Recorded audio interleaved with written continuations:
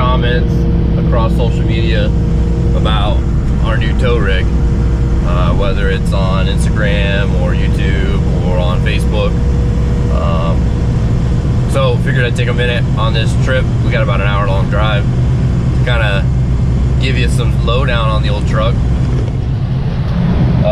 If you see here, we're dealing with a gas gauge that says we're completely empty, but I just filled it up.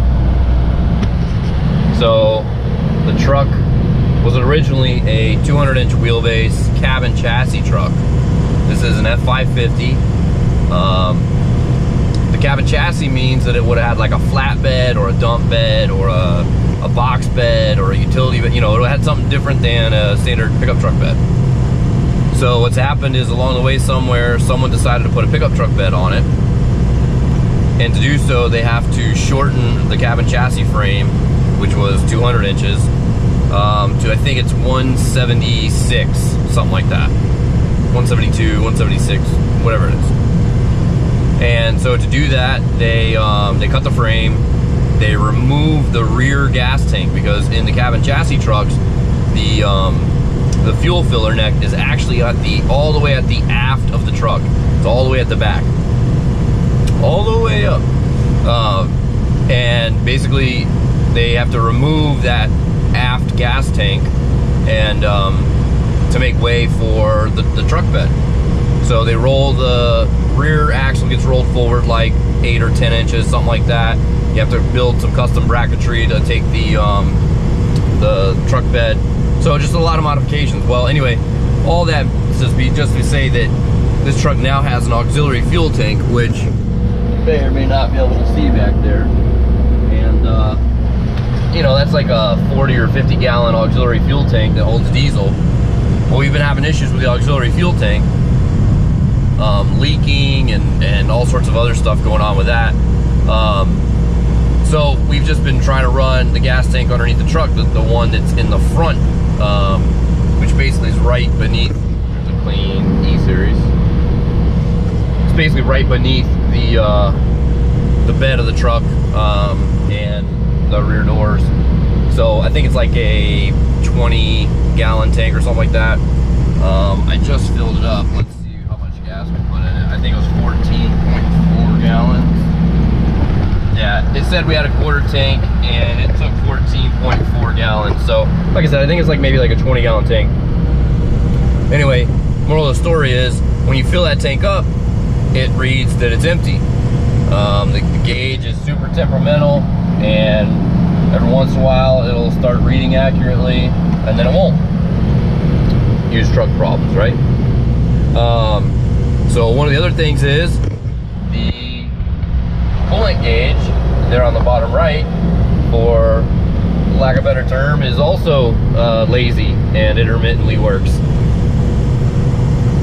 Took it on, what was it, a 1,200 mile round trip to Tennessee and back, and it never moved off the seat. Get it home, drive it around town a little bit. Every once in a while it'll bump up to, you know, right in the middle of between cool and hot, which is, you know, probably where you want it to be. So that's interesting. Got to figure what's going on with both of those gauges. Assuming with the gas gauge it's something to do with the float or something like that. And I want to get those things fixed, because not just for me, but if in the event I ever sell the truck, I want it right for the next person, right? It's got a brand new windshield, thanks to my friends Chris and Joey over at KK Glass out in Zephyr Hills. They put a brand new OEM Super Duty windshield in it for me. It had we picked up a big rock chip in it and had to get it replaced. So got it replaced, and now I'm waiting to get it retinted and have the whole truck retinted. Actually, you can kind of see that these are a little darker than the back, and the front windshield isn't tinted at all right now. So got to change that. We got to get our murdered out theme going. Steering wheel's been punched at some point. That could be updated. I would really like to update the dash to the 08 and up dash that's got the toggle switches down here for the auxiliary items. You know, we could use that for things like PTO, overhead lights, reverse lights, stuff like that. So I would really like to upgrade the dash. Everything works up here. We did take the truck to our friend Tyler to get the AC recharged. Blows nice and cold now. Truck does need a clutch fan to be able to blow nice and cold all the time, apparently. What else? It's got this Muncie Power Products PTO unit here, and I don't know enough about these things to know whether or not I've got one underneath the truck or not. I haven't done enough research on it, but all the wiring and stuff is still there, and it's also got the trailer brakes. The interior is super fresh. We got nice fresh black leather interior here. Could use a headliner, you know, nothing crazy. This overhead console doesn't work, so we definitely want to upgrade and replace that. So if I do the headliner, I'll probably upgrade that and do like maybe like a black suede or something like that would be really nice. Oh yeah, check out the death wobble. So you got quite a bit of play in the steering wheel, which seems to be a little less than safe. We have some fucking coward in a Nissan who, anyway, whatever. Yeah, this is less than safe. We're on the 19.5 semi tires, and I don't know if this truck's been lifted or not. I don't know enough about the platform or enough about the trucks to know if the F550s at this height are lifted or if that's, you know, stock height. But basically, we've got this much wiggle, and so we bought a Skyjacker dual stabilizer, steering stabilizer kit, and I'm hoping to get that thrown on in the next, you know, handful of days when we get a day where we're not, you know, busy at the Park Performance Garage with customer cars. Then we can tinker with our own stuff. So I'm hoping to be able to throw that on there, and maybe that'll help eliminate that. That'd be fantastic. I know that the alignment's got to be a little bit off, or maybe it could just be from the death wobble because my front tires have a little bit of cupping on the inside. I don't know, let me know what you guys think. Maybe you guys know these trucks and know this stuff a little bit better than me. So I'm not that ignorant guy who thinks I know everything and is above anyone. I'm always asking questions and always open to learning. So my thoughts are, put the steering stabilizer on it. I'm probably gonna also update the shocks, put a new set of shocks all the way around. Hopefully that between those two things, maybe we'll find that it's steering a little bit better and bouncing a little bit less, and that's taking some of the onus off of that front tire there, and we'll replace those front tires with brand new ones and get it all aligned, you know, aligned when we're done. So this old girl's got 260-ish thousand miles on her. She allegedly had been just recently rebuilt around like 246,000 miles. Had a tranny and motor both rebuilt. Motor runs good, tranny shifts good. Does leak a little bit more fluid than I'm comfortable with, I guess. But apparently, according to a lot of guys that, you know, have these diesel trucks, they say if you're not leaking, it's not running. I don't know if I'm okay with that though. I'm a little bit more particular about, you know, my vehicles, and I like them to be well kept, well maintained, not leaking, etc. That's part of the reason why I didn't drive Scarlett today, actually. Got a small pinhole coolant leak that we're chasing somewhere in the thermostat area, and that's causing some issues with the charging system because it's getting onto the alternator, and it looks like it may have killed the alternator because the battery died. And so anyway, just chasing some misfire issues as well, blah blah blah. So the goal with this truck is to just update it, get it cleaned up really well, make it, you know, it's 15 years old, 2004, right? So it's 14 years old. She needs some love, she needs some TLC, right? So I've replaced, there was a door gasket that was leaking. I replaced that. I found another door gasket up here on the upper side of the front driver's door that's got a small pinhole leak, so I'm gonna replace that. Yeah, man, it's just really going through it and kind of, you gotta understand, something that's got 260,000 miles on it, there's stuff that needs to be replaced, stuff that needs to be fixed, and my goal with this old girl is to do that and bring her back to life and make her 100%, and maybe throw a set of 22.5 or 24.5 Alcoas on it, some semi wheels like I have now, but in a bigger size.